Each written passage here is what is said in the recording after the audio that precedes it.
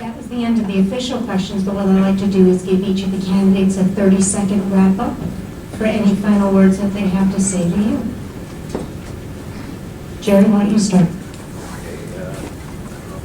Yeah, so the people in the back can hear you.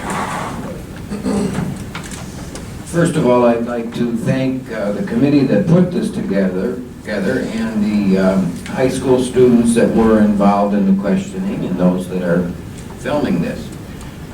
One thing for the record, I did want to set straight with something that's been in the paper at least 2 times that I've seen, what I call scare tactics. And they're being put out there to saying that this group is against any federal or state grants and bonding in general. I want to say to you that right here, although in a perfect world we wouldn't need them, I'd rather see us get some of this money than neighboring towns for certain projects. So with that said, I want to go on the record saying I do not disapprove of them. I don't think they're evil, even though it's close to Halloween. Thank you. And I will answer any questions after, and you want to call me, that's fine. Thank you.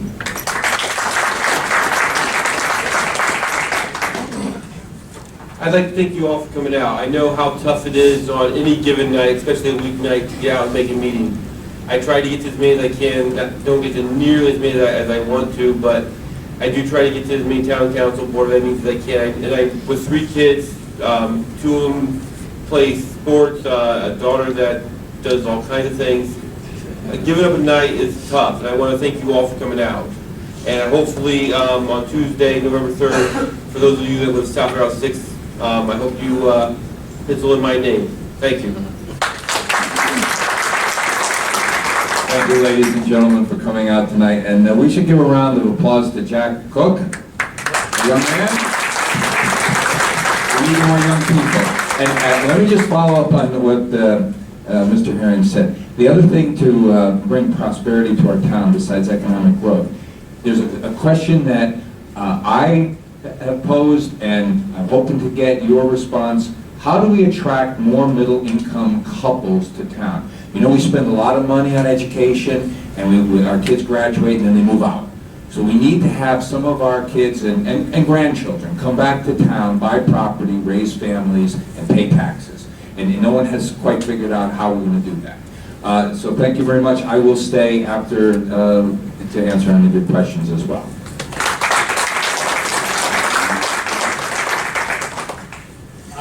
I also would like to thank Lisa, Simo-Kinzer. Thank you very much. Thanks, Jack.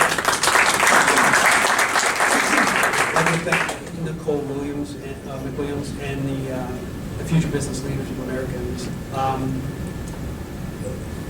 Just to dovetail what Jerry had said, there has been a lot of scare tactics, a lot of misinformation. No one is against grants, state or federal. We're mindful of strings. We always have to be mindful of strings. Grant money is a horribly inefficient way to utilize your tax dollar. That's the only, we feed an entire bureaucracy just to get that money back to you. And we shouldn't have to feed that bureaucracy to get that money back to you, but we do. It is what it is. Also not against bond. There are, like your own family, there are certain items, like a house or a car, that you can't buy with cash. So you have to bond. So you have to borrow the money. I am also not against volunteer firemen. I'm not against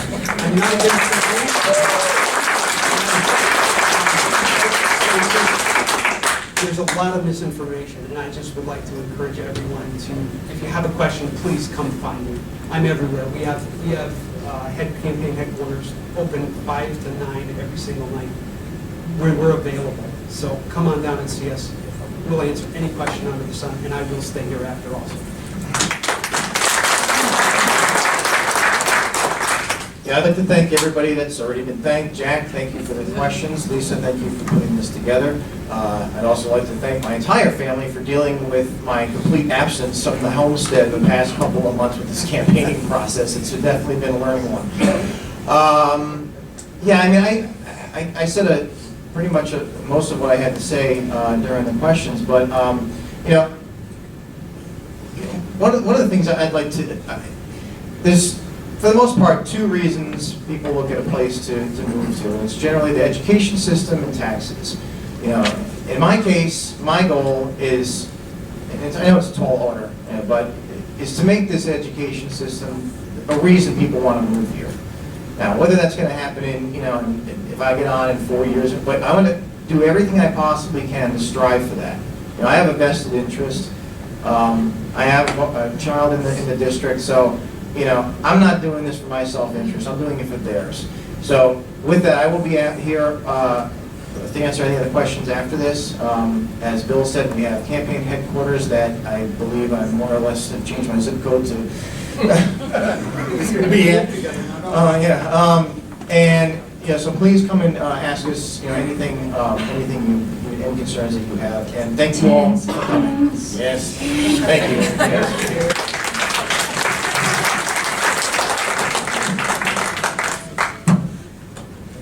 Like everybody else, I want to thank the organizers for putting this together and giving the opportunity to speak to you. More than anything else, I think it's incredibly important that you're here and that you're listening and that you're investigating your candidates. There's really nothing more high impact than your vote on the local level. That's where it hits you most closely. It is the greatest impact to your family, to your everyday. So I just urge you to think very carefully about candidates and make the best choice you can, and definitely come out to vote, because there's just nothing more important than that. In addition to that, I'm open to any questions that you might have. Certainly you can reach me via email. You can find my address on PlymouthDemocrats.com, and I will be here after as well. Thank you for coming.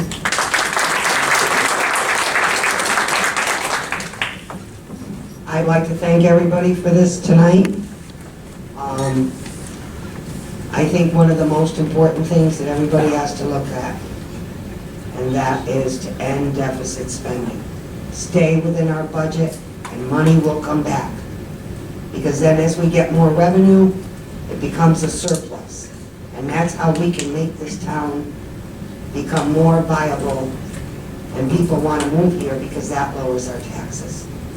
And the only way we can do it is by following examples of Litchfield, of Arlington.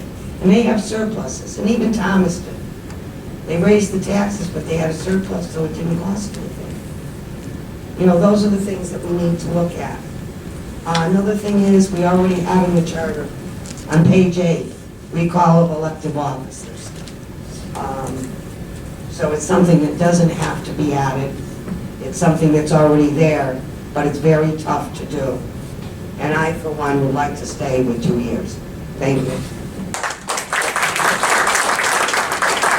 I'd like to thank everybody that's already been thanked. I'd like to thank the Academy. I'd also like to thank my sister Kim for coming out here tonight to support me. Thank you very much. Thanks, Mom, too.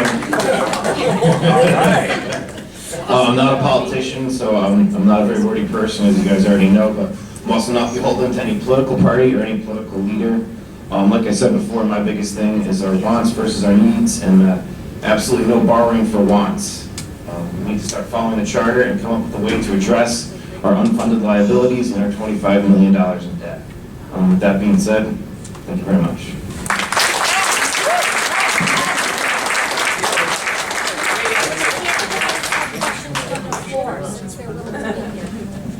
I want to also say thank you for everybody coming out on a Thursday evening. As a working mom, I know how tough it is. So I am grateful from the bottom of my heart that there are so many people interested in this process. I'd also like to say thank you to all the candidates who chose to show up tonight. Thank you.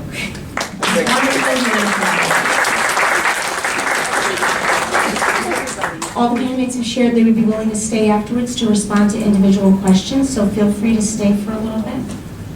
With that, thank you and have a great evening.